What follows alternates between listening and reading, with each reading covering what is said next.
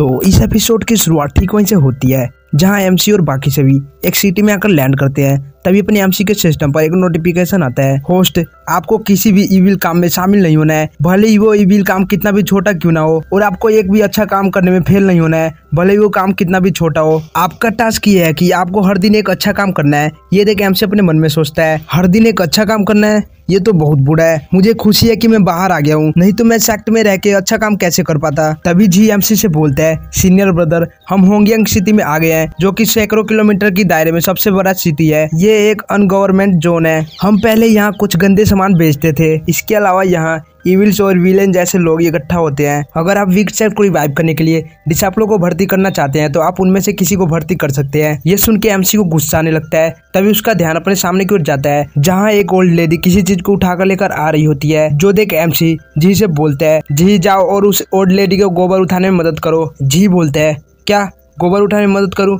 तभी एमसी बहुत गुस्से में बोलता है, जल्दी जाओ और जाकर उसकी मदद करो, मेरे कुछ अपने इंटेंशन है। जो देखो घबराते हुए जाकर उस गोबर को उठा के ले जाने लगता है। तभी एमसी के सिस्टम पर एक नोटिफिकेशन आता है, कांग्रेचुलेशन होस्ट, आपने टास्क को कंप्लीट कर लिया, जिसके बदले आपको रिजुलेक्शन इलेक्जर मिलता है। ये एक हीलिंग पिल है जो कि मरते हुए इंसान को भी जिंदा कर सकती है। जिसके बाद वो सभी लोग मार्केट के अंदर आ जाते हैं। वही अपने एमसी अपने मन में सोच रहा होता है, होंगियांग सिटी में वास्तव में बहुत सारे लोग हैं, मुझे यहाँ से कम 10 डिसाइपलों को भर्ती करके ले जाना है। इसी के साथ वो अपने हेवनली आई को एक्टिवेट करके उन सभी के एप्टीट्यूड को देखने लगता है, लेकिन उन सब का एप्टीट्यूड बहुत ज्यादा नॉर्मल होता है। जो देख एमसी अपने मन में सोचता है, यहाँ पर इतने सारे लोग हैं लेकिन उनमें से भी बहुत कम के पास कल्टीवेशन करने के लिए एप्टीट्यूड है। लेवल 3 या उससे ऊपर की तो बात ही छोड़ दो। तभी एमसी के सामने से एक लड़की गुजरती है जिसका की एप्टीट्यूड लेवल 5 का होता है। जो देख एमसी हैरान होते हुए बोलता है, ओह माय गॉड, इसके पास तो लेवल 5 का एप्टीट्यूड है। इसी के साथ अपने एमसी उस लड़की के सामने अपना हाथ करके उसे रोकने के लिए बोलता है। जो देख उस लड़की को कुछ समझ नहीं आता। वही अपना एमसी एक अजीब सा फेस बनाकर अपने मन में सोच रहा होता है, इसके पास लेवल 5 का एप्टीट्यूड है, अगर इसे मैं डिसाइपल बनाता हूँ तो इसे 100 डिसाइपलों के बराबर गिना जाएगा,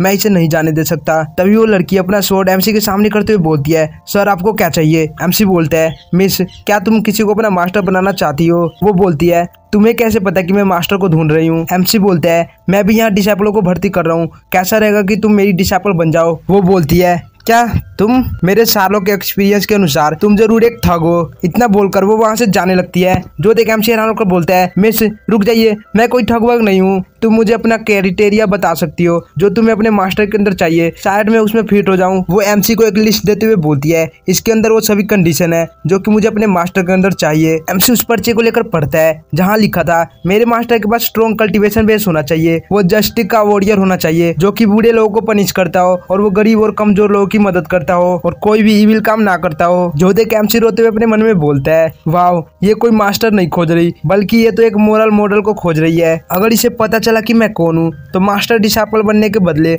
हम एनिमीज बन जाएंगे। तभी वो लड़की बोलती है, क्या तुम क्वालिफाई हो? एमसी बोलता है, नॉट रियली, लेकिन मैं ऐसा मास्टर बनने के लिए हार्डवर्क करूंगा। तो क्या तुम मेरी डिसाइपल बनोगी? लेकिन वो एमसी को इग्नोर करके जाने लगती है। ये देख लियांग से चिल्लाता है, वहीं रुक जाओ, तुमको गर्व होना चाहिए कि मेरे सीनियर ब्रदर तुमको अपना डिसाइपल बनाना चाहते हैं, तुम्हारी उनको मना करने की हिम्मत कैसे हुई? क्या तुम जानती हो कि ये कौन है? तभी अपना एमसी जोर से चिल्लाते हुए बोलता है, अपना मुंह बंद करो। लियांग भी चिल्लाते हुए बोलता है, मैं नहीं चुपूंगा, अगर आप इसी तरह से लो प्रोफाइल रखेंगे तो आप कोई भी डिसाइपल नहीं बना पाएंगे। एक बार जब इसको आपका नाम पता चलेगा ये घुटने पर आकर आपको अपना मास्टर मानेंगी। हे मिस, क्या तुम ये जानती हो कि ये कौन है? ये वीक सेक्ट के लीडर लिu चैंगफेंग है। इनका नाम पूरा मार्शल वर्ल्ड जानता है। ये दुनिया के सबसे बड़े इविल विलन है। ऐसा कोई सा भी इविल काम नहीं है जो इन्होंने नहीं किया है। ये अंडरवर्ल्ड के गॉड फादर है। अब बताओ, क्या तुम डर गई? अभी भी लेट नहीं हुआ है, तुम हमारे सीनियर ब्रदर की डिसाइपल बन सकती हो। वहीं अपना एमसी घबराते हुए सोच रहा होता है, सब खत्म हो गया, अब कुछ नहीं हो सकता। वो लड़की बोलती है, तो तुम ही हो वीक डिसाइड के वो डेविल। मैं कसम खाती हूँ जब मुझे एक फेमस मास्टर मिल जाएगा तो मैं खुद से तुम्हें मार डालूंगी। इतना बोलकर वो वहां से जाने लगती है। एमसी बोलता है, हे प्लीज रुक जाओ, ये एक गलतफहमी है, हमने पहले इविल काम करना छोड़ दिया है। तभी कोई पर्सन उड़ते हुए आकर उन दोनों के सामने गिरता है। साथ ही वहाँ एक और पर्सन आते हुए बोलता है, हे ब्रेट, अब तुम कहाँ बचकर जाओगे? वहीं हम उस पहले वाले बंदे को देखते हैं जो कि बहुत ज्यादा घायल होता है। वो दूसरे वाला पर्सन बोलता है, तुमने हमारे ईयरलिंग माउंटेन का इंसल्ट किया है, आज तुम्हें कोई नहीं बचा सकता, अब तुम हेल में जाओ। इतना बोलकर वो उस पर अटैक कर देता है। जो देखो लड़का सोचता है अब तो मैं गया, लेकिन तभी वहाँ एक ब्लास्ट होता है।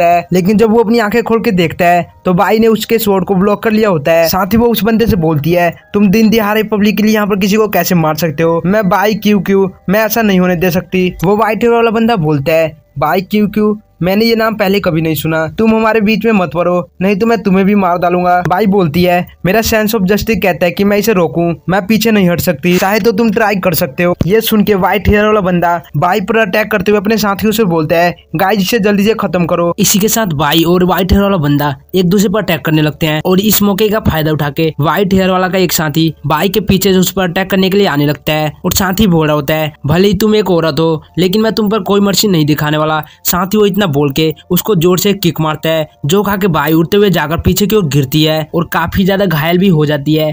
तभी वो व्हाइट हेयर वाला बंदा बोलता है तुम तो खुद को भी बचाने में कैपेबल नहीं हो और तुम सेंस ऑफ जस्टिस की बात करती हो। बाई बोलती है मैं मरने से नहीं डरती, मैं अपने रिबर्थ के 18 साल बाद फिर से जस्टिस की वॉरियर बनूंगी, मैं कभी हार नहीं मानूंगी। वो व्हाइट हेयर वाला बंदा बोलता है ये सब बकवास है। इसी के साथ उस पर अटैक करते हुए बोलता है अब तुम हेल में जाओ। बाई भी अपने शॉट को आगे करके उसके अटैक को रोकने के लिए तैयार हो जाती है और बोलती है मैं कभी भी हार नहीं मानूंगी, मैं फाइट बैक करूंगी। लेकिन वो व्हाइट हेयर वाला बंदा उसके ऊपर अटैक करके उसके शॉट को उससे दूर फेंक देता है जो देख बाई काफी ज्यादा हैरान हो जाती है। साथ ही वो व्हाइट हेयर वाला बंदा अपना फाइनल अटैक करने के लिए तैयार हो जाता है और बोलता है तुम जस्टिस वॉरियर नेक्स्ट लाइफ में बनना। लेकिन तभी अपने एमसी जोर से चिल्लाता है वहीं रुक जाओ। जो सुन के वो व्हाइट हेयर वाला बंदा रुक कर अपने एमसी की तरफ देखने लग जाता है और बोलता है पता नहीं आज क्या हो रहा है, जब भी मैं किसी को मारने जा रहा हूँ कोई ना कोई बीच में आ जा रहा है, अब तुमको क्या चाहिए और तुम हो कौन। अपना एमसी बोलता है मैं लिu चैंगफेंग हूँ। वो व्हाइट हेयर वाला बंदा बोलता है मैं इसकी परवाह नहीं करता कि तुम कौन हो, अगर तुम मेरे बीच में आओगे तो मैं तुम्हें भी मार डालूंगा। अरे रुको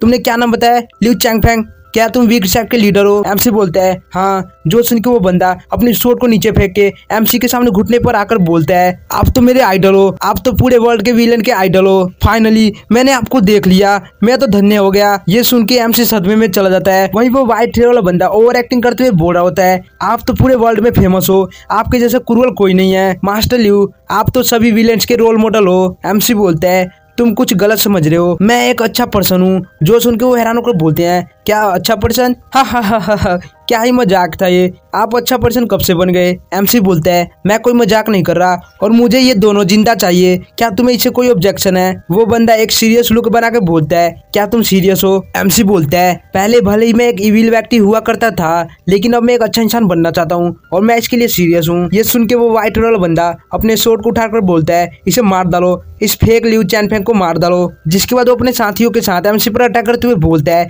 एक अच्छा इंसान, मुझे बेवकूफ मत बनाओ, तुम लिu चैंगफेंग नहीं हो सकते, तुम्हारी हिम्मत कैसे हुई मेरे से झूठ बोलने की, तुम मरना डिजर्व करते हो। ये देख एमसी की फट के चाव जाती है। वो मन में चिल्लाते हुए बोलता है व्हाट द फक, ये क्या हो रहा है, ये मुझे फेक क्यों समझ रहे हैं, मैं तो सच बोल रहा हूँ। लेकिन तभी एमसी के तीनों जूनियर उन सभी पर अटैक करते हुए बोलते हैं तुम्हारी हिम्मत कैसे हुई हमारे लीडर पर अटैक करने की। इसी के साथ वो तीनों मिलकर उन सभी की कुटाई कर देते हैं और वो सभी गुंडे पीछे जाकर गिरते हैं। जो देख एमसी एक राहत की सांस लेकर बोलता है फॉर्चुनेटली मेरे जूनियर ब्रदर और सिस्टर वीक नहीं है, इस युग में सच बोलना मेरे लिए बैड लक लेकर आता है। तभी वहाँ एक पर्सन आके बोलता है सर आप तो बहुत इंस्पायरिंग है। साथ ही हमें इसके बारे में बताया जाता है ये यर्लिंग माउंटेन का सेकंड यंग मास्टर है। उसे देख वो तीनों गुंडे उसे ग्रीट करने लगते हैं। तभी वो यंग मास्टर अपने एमसी से बोलता है तुमने हमारी यर्लिंग माउंटेन के मामले में दखल दिया और हमारे लोगों को चोट पहुंचाया और खुद को लिu चैंगफेंग बता रहे हो, आज तुम मरने वाले हो, वेट एंड सी। इतना बोल के वो अपने साथियों को लेकर वहाँ से जाने लगता है। जिसके बाद एमसी अपने जूनियरों से पूछता है ये कौन था? लियांग बोलता है हमें नहीं पता, लेकिन उसके बंदे उसे सेकंड यंग मास्टर कह रहे थे, लगता है ये यर्लिंग माउंटेन का सेकंड यंग मास्टर है। फिर जी बोलता है सीनियर ब्रदर हम अपने गार्ड को डाउन नहीं कर सकते, हालांकि वो हमारे जितना स्ट्रॉन्ग नहीं है, हमारे सेक्ट के डिक्लाइन के बाद वो हमेशा हमारे स्टेटस को बदलना चाहते रहे हैं। तभी लिन फेई बोलता है ये तो वही है। जो देख सीनिया वो बोलती है क्या तुम उसे जानते हो? लेकिन वो इसका कोई जवाब नहीं देता और दौड़ते हुए उनका पीछा करने के लिए जाने लगता है। एमसी उसे रोकने की कोशिश करता है लेकिन वो बहुत तेजी से वहाँ से निकल जाता है। जो देख एमसी जियो लियांग से बोलता है जाओ और उसका पीछा करो, जाकर देखो वहाँ क्या हो रहा है। इसी के साथ वो दोनों लिफे के पीछे चले जाते हैं। जिसके बाद एमसी का ध्यान उस घायल हुए लड़के पर जाता है। सीनिया वो बोलती है सीनियर ब्रदर हम इस लड़के का क्या करें? तभी बाई उसे देखते हुए बोलती है ये बहुत बुरी तरह से घायल है और इसका एक पैर टूट चुका है, हम इसे नहीं बचा सकते। वो यर्लिंग माउंटेन के बास्टर्ड बहुत इविल है, एक बार जब मैं बहुत स्ट्रॉन्ग हो जाऊंगी तो मैं उन्हें पूरी तरह से खत्म कर दूंगी। इतना बोलकर वो वहाँ से जाने लगती है। तभी अपना एमसी जोर से चिल्ला के बोलता है रुक जाओ। बाई एमसी की तरफ शॉर्ट पॉइंट करके बोलती है तुम्हें क्या चाहिए? हालांकि तुमने मेरी जान बचाई है लेकिन मैं तुम्हारे जैसे एक विलन की डिसाइपल नहीं बनूंगी। एमसी उस लड़के की तरफ इशारा करते हुए बोलता है क्या तुम बस इसे ऐसे ही छोड़कर जा रही हो? बाई बोलती है मैं ऐसा नहीं करना चाहती लेकिन इसकी इंजरी बहुत ज्यादा है, इसे क्योर करना नामुमकिन है। एमसी कॉन्फिडेंट से बोलता है मैं इसे क्योर कर सकता हूँ। भाई बोलती है क्या तुम सच बोल रहे हो? साथ ही वो कुछ सोचती है और फिर एमसी से बोलती है मेरे मार्शल वर्ड का एक्सपीरियंस कह रहा है कि तुम मुझसे झूठ बोल रहे हो। एमसी सिस्टम द्वारा दिए गए रिजरेक्शन पिल को निकाल के बोलता है मेरे पास यही लेक्चर है जिससे कि मैं उसकी जान बचा सकता हूँ। इससे ना केवल वो ठीक हो जाएगा बल्कि वो अपने पैरों पर चलकर यहाँ से जाएगा। भाई बोलती है इसके सभी इंटरनल ऑर्गन टूट चुके हैं, यहाँ तक कि गॉड भी इसे नहीं बचा सकते और तुम कह रहे हो कि तुम इसे जिंदा कर दोगे और इसे अपने पैरों पर दोहराओगे। तुम झूठे कहीं के। एमसी मन में बोलता है यार हर कोई मुझे झूठा ही क्यों समझ रहा है। जिसके बाद एमसी चलते उस लड़के के पास आ जाता है और अपने मन में सोचता है मैं उम्मीद करता हूँ कि सिस्टम ने मुझसे झूठ ना बोला हो, ये लड़का पूरी तरह से ठीक हो जाना चाहिए, नहीं तो मैं सच में झूठा साबित हो जाऊंगा। इतना बोल के वो उस इलेक्जर को खिला देता है। कुछ ही सेकंड में वो इलेक्जर अपना असर दिखाना शुरू कर देता है। उस लड़के की बॉडी से बहुत ज्यादा ग्रीन एनर्जी निकलने लगती है और उसकी बॉडी हील होने लगती है, जो देख भाई काफी ज्यादा हैरान हो जाती है। वहीं वो लड़का पूरी तरह से हील होकर अपने पैरों पर खड़ा हो जाता है, जो देख वो भी काफी ज्यादा हैरान होता है और बोलता है क्या मैं अभी तक जिंदा हूँ। साथ ही वो अपने एमसी से पूछता है क्या आपने मुझे बचाया? एमसी बोलता है हाँ मैंने ही तुमको बचाया। तभी भाई उस लड़के से बोलती है मैंने देखा था तुम्हारा पैर तो टूट चुका था, तो तुम अपने पैरों पर कैसे खड़ा हो पा रहे हो, और तुम्हारी इंजरी तुम इतने जल्दी रिकवर कैसे हो गए। इसी के साथ वो उसके बॉडी को चेक करने लगती है, जो देखो लड़का गुस्से से उसे दूर करते हुए बोलता है मुझसे दूर रहो, और फिर अपने एमसी के सामने झुककर बोलता है थैंक यू सर मुझे बचाने के लिए, और इतना बोलकर वो वहां से जाने लगता है। जो देख एमसी पूरा शॉक हो जाता है और बोलता है मैंने उसकी जान बचाई, और बस वो थैंक यू करके निकल गया। तभी वहाँ जियो लियांग आते हुए बोलते हैं सीनियर ब्रदर हम वापस आ गए। एमसी बोलता है मैंने तुमको लिन फेई को फॉलो करने के लिए कहा था, वो कहाँ है? वो दोनों घबराते हुए बोलते हैं वो हमारे सामने से एकदम से गायब हो गया। जो देखकर एमसी बहुत ज्यादा हैरान हो जाता है और इन दोनों पर गुस्सा करते हुए बोलता है डैम इट, मैंने बहुत ज्यादा हार्ड वर्क करके उसे अपना फर्स्ट डिसाइपल बनाया है और तुम कह रहे हो कि वो गायब हो गया। जाओ और जाकर उसे ढूंढो। जी बोलते हैं चिंता मत करो, लिन फेई का शैडो मूव अमेजिंग है, हम अपनी स्पीड से उसे कैच नहीं कर सकते। उसने कहा कि उसने एक ऐसे एनिमी को देखा है जिसका आपसे कुछ लेना देना है, और जब उसे इसका पता चल जाएगा तो वो हमारे पास वापस आ जाएगा। एमसी बोलता है क्या एनिमी जिसका मेरे से कुछ लेना देना है? क्या इसका उसके फैमिली के मर्डर से कुछ लेना देना हो सकता है? साथ ही वो अपने मन में सोचता है इस बॉडी के ओरिजिनल ओनर के माइंड में इसके बारे में कोई भी मेमोरी नहीं है, इसलिए मुझे भी इसके बारे में कुछ नहीं पता। फिर एमसी बाई से बोलता है मिस बाई मैंने उस लड़के को बचा लिया, तो क्या अब तुम मेरी डिसाइबल बनने के लिए तैयार हो? बाई बोलती है हम एक जैसे नहीं है, हमारे रास्ते अलग अलग हैं, जब तक दुनिया में जस्टिस रहेगा मैं तुम्हारी डिसाइबल नहीं बनूंगी। एमसी बोलता है अगर ऐसा है तो लगता है मुझे अब तुम्हें सच बताना ही पड़ेगा। दरअसल वीक सेक्ट अब चेंज हो चुका है, अब हमारे सभी लोग राइटियस बन चुके हैं, हम लोगों की मदद करने के लिए हमेशा तैयार है। सेक्ट का लीडर होने के नाते मैंने दुनिया की मदद करने, न्याय को बनाए रखने, लोगों को खतरे से बचाने, लोगों को फॉलो करने और बहादुरी से मौत का सामना करने का फैसला किया है। मैं वीकली सेक्ट को पूरी तरह से बदल दूंगा और अपने जस्टिस की जर्नी शुरू करूंगा। ये सुन भाई के साथ साथ जियो लियांग भी हैरान हो जाते हैं और साथ ही वो एक दूसरे से बातें करने लगते हैं। देखो वो झूठ बोलने में बिल्कुल भी शर्माते नहीं। हाँ तुम सही कह रहे हो, ये बिल्कुल रियल लग रहा है, वो एक्टिंग में बहुत अच्छे हैं। अगर हम इतने सालों से इनके साथ नहीं रहते तो हम भी इनके बातों पर भरोसा कर लेते। ये सब देख अपने एमसी गुस्से से अपने चाबुक को निकाल के उनकी कुटाई करने लग जाता है और फिर वो गुस्से से बोलता है ये साले दोनों मेरे प्लान को खराब करने में लगे हुए हैं। तभी भाई बोलती है तुम्हारी स्पीच इंस्पायरिंग थी जिसने मेरे अंदर उत्साह भर दिया, लेकिन मुझे अभी भी तुम्हारे ऊपर भरोसा नहीं है। एमसी सोचता है अब मैं इसे भरोसा दिलाने के लिए क्या करूं। तभी जी के पीछे से वो ओल्ड लेडी आके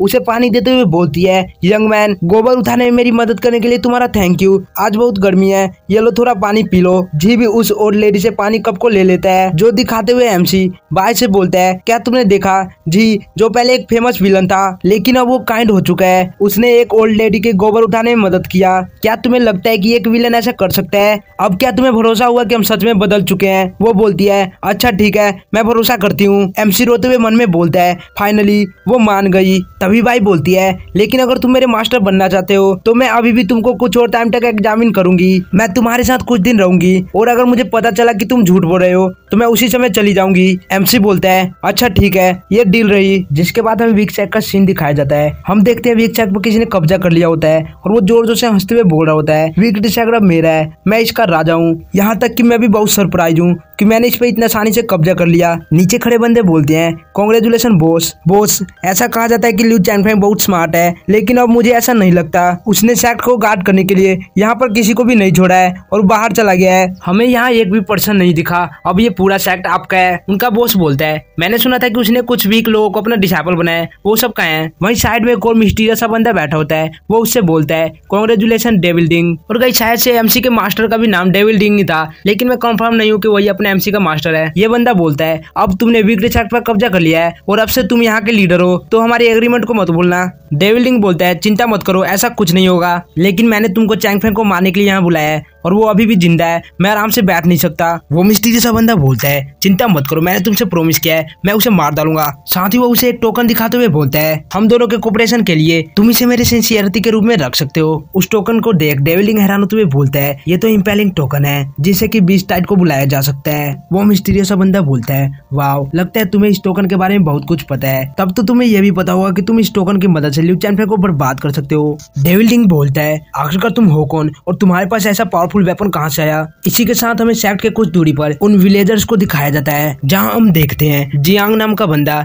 विलेज चीफ से बोल रहा होता है ग्रैंडपा पेट्रियाज मास्टर ने उनके जाने के बाद हमें सेक्ट के आसपास छुपने के लिए कहा था। विलेज चीफ उसे मारते हुए बोलता है क्या ग्रैंडपा, साले तुम मुझे अब ग्रैंडपा कह रहे हैं, अब हम एक ही मास्टर के डिसाइपल हैं तो तुम मुझे सीनियर ब्रदर कहे। जियांग भी बोलता है ठीक है सीनियर ब्रदर, मैं आगे से सीनियर ब्रदर आपको बुलाऊंगा, मुझे इस बार माफ कर दीजिए। तभी विलेज चीफ के पीछे से एक और बंदा बोलता है मास्टर ने हमें कहा था कि एक बार जब कोई सेक्ट में घुस जाए तो सेक्ट के प्रोटेक्शन एरिया को एक्टिवेट कर देना। उनके कहने का क्या मतलब था। विलेज चीफ बोलता है मुझे भी इस बारे में कुछ नहीं पता, लेकिन अब कोई अंदर घुस चुका है तो जो हमें मास्टर ने करने को कहा है हमें वो करना चाहिए। इसी के साथ वो स्पिरिट स्टोन की मदद से प्रोटेक्शन एरिया को एक्टिवेट कर देते हैं। इसी के साथ हमें वापस होंगलियांग सिटी का सीन दिखाया जाता है जहां अपने एमसी उन चारों को बोल रहा होता है आज हम फ्री हैं, तुमको बाहर जाना चाहिए और अच्छे काम करने चाहिए, मैं चाहता हूँ कि तुम हर रोज कम से कम एक अच्छा काम करो। ये सुन के इन तीनों का मुंह लटक जाता है। ये बोलते हैं ये कितना बोरिंग काम है, हम हर रोज एक पर्सन को किल कर सकते हैं लेकिन हम हर रोज एक अच्छा काम नहीं कर सकते, ये बहुत ज्यादा बोरिंग है। जबकि वहीं बाई पूरी जोश में बोलती है हर रोज एक अच्छा काम करना ये तो बहुत अच्छा है, ये तो वही काम है जो कि एक जस्टिस वॉरियर करता है, मैं इसे जरूर करूंगी।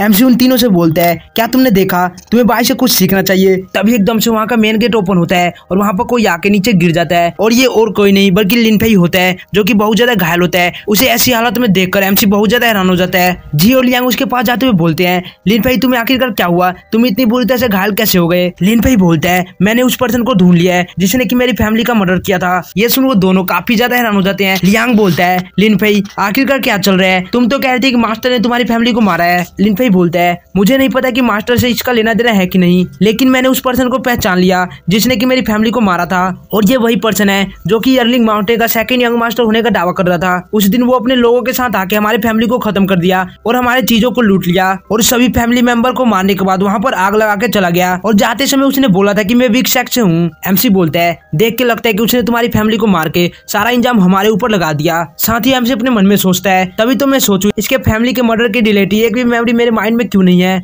अब जाके मुझे पता चला तो ये सब यर्लिंग माउंटेन का किया धरा है। तभी जी और लियांग बोलते हैं सीनियर ब्रदर भले हम डिक्लाइन हो चुके हैं लेकिन फिर भी हम 10 सेक्टों के अटैक को रोकने में कामयाब हो गए थे, मैं श्योर हूँ कि हम उनसे अपना रिवेंज ले सकते हैं। हमको फ्रेम करने की उनकी हिम्मत कैसे हुई, हम उन्हें इतनी आसानी से नहीं जाने दे सकते। तभी सिस्टम एमसी से बोलता है होस्ट आपके लिए एक साइड क्वेस्ट है, आपको अपने डिसाइपल को रिवेंज लेने में मदद करना है। एमसी भी बोलता है लिनफेई मेरा डिसाइपल है, उसका एनिमी मेरा एनिमी है, हम उनसे डील जरूर करेंगे लेकिन उससे पहले हमें लिनफेई को हिल कर लेना चाहिए और तुम सभी का यहाँ पर कोई काम नहीं है इसलिए तुम बाहर जाओ और अच्छे काम करो, यहाँ पर खड़े मत रहो। साथ ही एमसी अपने मन में सोचता है ये यर्लिंग माउंटेन की टेरिटरी है, जब तक मेरे पास फुल कॉन्फिडेंट ना आ जाए मैं उन पर ऐसी हमला नहीं कर सकता, मुझे कुछ और दिन इंतजार करना चाहिए। फिर हमें कुछ घंटों बाद का सीन दिखाया जाता है जहाँ वो सभी थके हारे वापस आ जाते हैं। सीनियाओ बोलती है सीनियर ब्रदर आज का हमने टास्क कंप्लीट कर दिया है, आज हमने मिस्टर लियू की मदद की, उनकी वाइफ किसी और ओल्ड मैन के साथ इसकलर आ रही थी, उनके अफेयर को हमने डिस्कवर करने में उनकी मदद की। एमसी मन में बोलता है आखिरकार ये कौन सा अच्छा काम है, चलो कोई ना कम से कम टास्क तो कंप्लीट हो चुका है। वही सिस्टम ने टास्क कंप्लीट होने के बदले 10-20 फिल्टर एलिक्जर दिया होता है। साथ ही सिस्टम एमसी से बोलता है ये एलिक्जर बहुत स्ट्रॉन्ग है, अगर कोई बीस्ट इसके सेंट को सूंघ लेगा तो वो उत्तेजित हो जाएगा। एमसी बोलता है आखिरकार ये कौन सा रिवार्ड है, मैं इससे उम्मीद भी क्या कर सकता हूँ, वियर्ड टास्क के बदले वियर्ड रिवार्ड मिल सकता है। फिर हम दूसरे दिन का सीन देखते हैं जहाँ सीनियर एमसी से बताती है सीनियर ब्रदर आज का टास्क हमने कंप्लीट कर दिया है, आज हमने मिस्टर वू की बेटे की टांगे तोड़ दी जो केवल पीना खाना और मौज मस्ती करना जानता था, वो फिर कभी ऐसा नहीं करेगा। तभी सिस्टम बोलता है कांग्रेचुलेशन होस्ट, आपका आज का टास्क कंप्लीट हो चुका है, जिसके रिवार्ड में सिस्टम आपको गॉड बीटिंग स्टिक देता है। जब आपका ओपोनेंट कुत्ते की तरह भौंकेगा तब ये डॉग बीटिंग स्टिक एक्टिवेट हो जाएगी और उसकी धुलाई करने लग फिरेगी। एमसी शौक होते हुए बोलता है, होली क्रैप, क्या दूसरों के टांगे तोड़ने पर भी रिवार्ड मिलता है? क्या ये भी एक अच्छा काम है? तभी सिस्टम फिर से बोलता है, होस्ट, आपके डिसाइपलों ने जानबूझकर लोगों को चोट पहुंचाया है, इसलिए आपका लाइफ पॉइंट 20 दिन और कल्टीवेशन बेस 10 साल कम की जा रही है। ये सुन के एमसी सदमे में चला जाता है और अपने मन में बोलता है, मुझे लगा ही था कि ऐसा कुछ होगा, ये कोई आसान काम नहीं है। फिर भी सिस्टम, तुमने कुछ ज्यादा ही हार्श पनिशमेंट दे दिया है। मेरा लाइफ पॉइंट 1 महीने से भी कम का बचा है और मेरी कल्टीवेशन बेस फिर से 6 साल की हो गई है। फिर हम डे 3 का देखते हैं। सिनिया बोलती है, सीनियर ब्रदर, आज का टास्क हमने कंप्लीट कर दिया है। आज हमने ग्रैंडपा ली के ग्रैंडसन को मार्शल आर्ट के बेसिक को सिखाया, जिससे ग्रैंडपा ली बहुत ज्यादा खुश हुए थे। एमसी मन में बोलता है,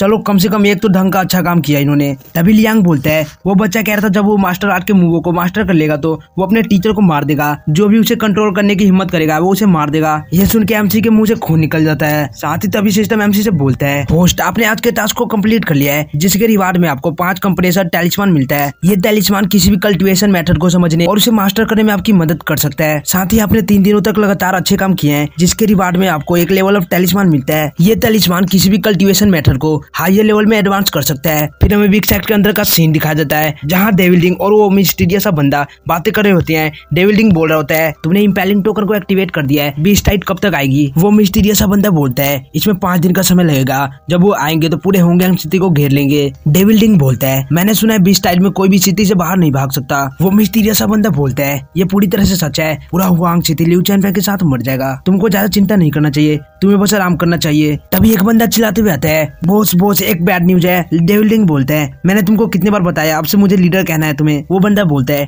ठीक है लीडर। फिर डेविल्डिंग बोलता है, अच्छा बताओ क्या हुआ है? वो बंदा बोलता है, हमारा खाना पूरी तरह से खत्म हो चुका है। डेविल्डिंग बोलता है, तो जाओ जाकर कुछ फूड लूट कर लेकर आओ, क्या मुझे तुम्हें इस बारे में भी सिखाना होगा? वो बंदा रोते हुए बोलता है, लेकिन बात ये नहीं है, हम बाहर जा ही नहीं सकते तो हम लूटेंगे कैसे? ये सुन के वो दोनों के दोनों बहुत ज्यादा हैरान हो जाते हैं। वो सभी सेक्ट से बाहर आकर देखते हैं, जहाँ वो उस डिफेंसिव फॉर्मेशन को देखते हैं। वो मिस्टीरियस सा बंदा अपने हाथ में फायर एनर्जी इकट्ठा करके उस फॉर्मेशन बैरियर पर अटैक करता है, जिससे उस फॉर्मेशन बैरियर पर एक ब्लास्ट होता है, लेकिन इसका कोई फायदा नहीं होता, इससे उस पर खरोच तक भी नहीं आती। ये देख के मिस्टीरियस बंदा बहुत ज्यादा हैरान हो जाता है और बोलता है, आखिरकार ये कैसा फॉर्मेशन है? डेविल्डिंग अपने लोगों से बोलता है, इस पे हमला करते रहो, ये हम सभी के अटैक को नहीं झेल पाएगा। इसी के साथ वो सभी के सभी मिलके उस फॉर्मेशन बैरियर पर अटैक करने लगते हैं। फिर हम 6 घंटे बाद का सीन देखते हैं, जहाँ उन सबकी हालत खराब हो गई होती है, वो बहुत ज्यादा थक गए होते हैं, लेकिन फॉर्मेशन पर अभी तक एक स्क्रैच तक नहीं आई होती। एक बंदा बोलता है, लीडर, हम इस पे बहुत देर से अटैक कर रहे हैं, लेकिन हम इस पे एक स्क्रैच तक नहीं दे पाए। मैं बहुत थक चुका हूँ और मुझे बहुत ज्यादा भूख लग गई है और मैं इतना ज्यादा थक चुका हूँ कि मुझे यहीं पर नींद आ रही है। फिर हमें होंगयांग सिटी का सीन दिखाया जाता है, जहाँ लेन फेई अपने शोर को लेकर कहीं जा रहा होता है। तभी वो अपने सामने की ओर देखता है, जहाँ एमसी और बाकी सभी खड़े होकर उसी को देख रहे होते हैं। एमसी पूछता है, तुम कहाँ जाने की कोशिश कर रहे हो? लिन फेई बोलता है, मैं अपना बदला लेने के जा रहा हूँ। एमसी भाई से बोलता है, इसे यर्लिंग माउंटेन के सिचुएशन के बारे में बताओ। भाई बोलती है, इन दिनों सिटी में दूसरों की मदद करते हुए मैं मास्टर लियू के ऑर्डर पर यर्लिंग माउंटेन पर नजर रख रही थी। मुझे पता चला उनके सेकंड यंग मास्टर के पास 50 साल की कल्टीवेशन बेस है, वो बहुत पावरफुल है। कुछ दिन पहले वो और उसके 28 मेंबर डिसाइपलों की भर्ती करने और उनकी ताकत बढ़ाने के लिए होंगयांग सिटी में आए थे। इसके अलावा उनके फर्स्ट मास्टर के बारे में कहा जाता है कि उसके पास 150 साल की कल्टीवेशन बेस है, वो एक टॉप मास्टर है, वो बहुत पावरफुल है और वो पब्लिकली बहुत कम दिखाई देता है। एमसी बोलता है, सेकंड यंग मास्टर का कल्टीवेशन बेस 50 साल का है और तुम्हारा केवल 35 साल का, तुम उसके मैच नहीं हो। लिन फेई बोलता है, मैं किसी भी तरह उससे फाइट करना चाहता हूँ, मैं सबसे बुरी स्थिति में भी उसके एंसेस्टर के ग्रेव को डिस्ट्रॉय कर सकता हूँ। एमसी बोलता है, तुम्हें वास्तव में दूसरे लोगों के एंसेस्टर के ग्रेव को डिस्ट्रॉय करना पसंद है। तभी आसमान में पटाखे फूटने लगते हैं, जो देख सिनिया बोलती है, सीनियर ब्रदर, ये तो टैलेंट गैदरिंग ऑर्डर है, लगता है टैलेंट गैदरिंग प्लेटफॉर्म ओपन हो चुका है। एमसी बोलता है, क्या टैलेंट गैदरिंग प्लेटफॉर्म? आखिरकार ये क्या है? सुजैन बताती है, हुआंग शहर किसी के भी अधिकार क्षेत्र में नहीं है, यहाँ हर तरह के लोग इकट्ठा होते हैं। जब टैलेंट गैदरिंग प्लेटफॉर्म ओपन होगा तो जरूरतमंद लोग वहाँ जाएंगे। अगर आप और भी डिसाइपल बनाना चाहते हैं तो आप वहाँ जाकर ट्राई कर सकते हैं। जिसके बाद हमें टैलेंट गैदरिंग प्लेटफॉर्म का सीन दिखाया जाता है, वहीं उसके नीचे बहुत सारे लोग इकट्ठा हुए होते हैं। इसी के साथ एमसी और उसके टीम भी यहाँ पर आ जाते हैं। एमसी बोलता है, ये टैलेंट गैदरिंग प्लेटफॉर्म तो काफी ज्यादा शानदार है, इसमें कोई आश्चर्य नहीं है कि ये लोगों को अट्रैक्ट करता है। सिनिया बोलती है, सीनियर ब्रदर, शायद आपको ये पता नहीं होगा, लेकिन इस प्लेटफॉर्म को हेवन वे रेजिमेंट वाले होस्ट करते हैं। हेवन वे रेजिमेंट पूरे मार्शल आर्ट वर्ल्ड से ऊपर है। तभी वहाँ यर्लिंग माउंटेन का सेकंड यंग मास्टर आते हुए बोलता है, तुम वीक डिसाइड के फेक मेंबर, क्या तुम यहाँ आने के लिए भी क्वालिफाई हो? बच्चे, तुम इतने बोल्ड हो कि तुमने कुछ दिन पहले मुझे मारने की कोशिश की थी, तुम्हारा लक अच्छा था कि तुम बच गए। अब मैं तुमसे प्रॉमिस करता हूँ तुम यहाँ से जिंदा वापस नहीं जा पाओगे। लिन फेई गुस्से से बोलता है, आ जाओ देख लेते हैं कौन जिंदा रहता है और कौन मरता है। एमसी बोलता है, मैं वीक डिसाइड का लीडर लिू चैनफेंग हूँ और मैं कोई फेक नहीं हूँ। मैंने ये तुमको इसलिए बताया क्योंकि तुमने मेरे डिसाइपल की फैमिली को मारा है और मैं इसका बदला तुमसे जरूर लूंगा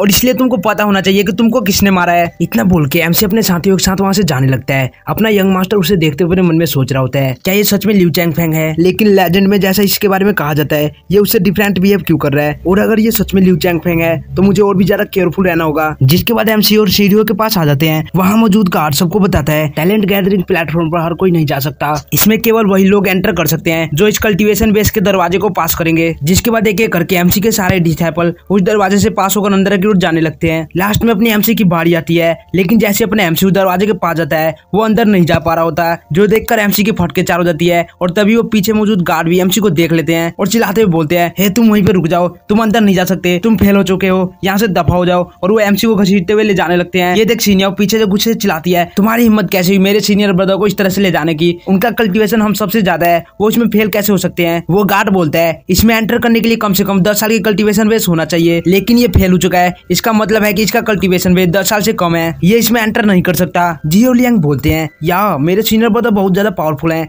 वो इसमें फेल कैसे हो सकते हैं, जरूर इस टेस्ट में ही कुछ गड़बड़ है। ऐसा कैसे हो सकता है कि हमारे सीनियर ब्रदर का कल्टीवेशन बेस 10 साल से कम हो, ये तो नामुमकिन है। सीनियर ब्रदर आपको दोबारा से ट्राई करना चाहिए। अपना एमसी दुखी आत्मा बन के रोते हुए अपने मन में बोलता है ये सब तुम्हारे वजह से हो रहा है, तुमने अगर उस लड़के का टांग ना तोड़ा होता तो मेरा कल्टीवेशन बेस डिक्रीज नहीं होता। तभी यंग मास्टर हंसते हुए बोलता है लिू चैंगफेंग विक्ड सेट के लीडर, क्या बात है, तुमको इस हालत में देखकर मुझे बड़ा हंसी आ रहा है। तुम्हारा कल्टीवेशन बेस 10 साल से कम है और तुम कह रहे हो कि तुम लिव चैंगफेंग हो, क्या ही मजाक है। एमसी अपने मन में बोलता है ये कितना ऑकवर्ड सिचुएशन है। वहीं दूसरी ओर यंग मास्टर और उसके साथी उस टेस्ट को पार कर लेते हैं। यंग मास्टर हंसते हुए बोलता है मेरे सभी लोग पास हो गए, इस टेस्ट में कुछ भी गड़बड़ नहीं है, और अगर अब भी तुम्हें लगता है कि तुम लिव चैंगफेंग हो तो मैं तुम्हारा मास्टर डेविल डिंग हूँ। एमसी बोलता है सेकंड यंग मास्टर, अगर मैंने प्रूव कर दिया कि मैं ही लिव चैंगफेंग हूँ तो क्या तुम मेरे सामने कुत्ते की तरह भौंकोगे। यंग मास्टर बोलता है अच्छा ठीक है, लेकिन अगर तुम इसमें फेल हो गए तो मैं तुम सभी को मार डालूंगा। तभी उनके सामने हेवन वे रेजिमेंट का सिपा के लैंड करता है और उसके ऊपर से कीपर लियू नीचे उतरने लगती है और उसे देख के सभी बंदे उसके दीवाने हो जाते हैं। कीपर लियू एमसी के पास आके बोलती है हेलो लीडर लियू, बहुत दिन बाद मिल रहे हैं। और इसी के साथ आज के इस एपिसोड को यहीं पर खत्म करते हैं और मिलते हैं नेक्स्ट एपिसोड में, तब तक के लिए बाय बाय।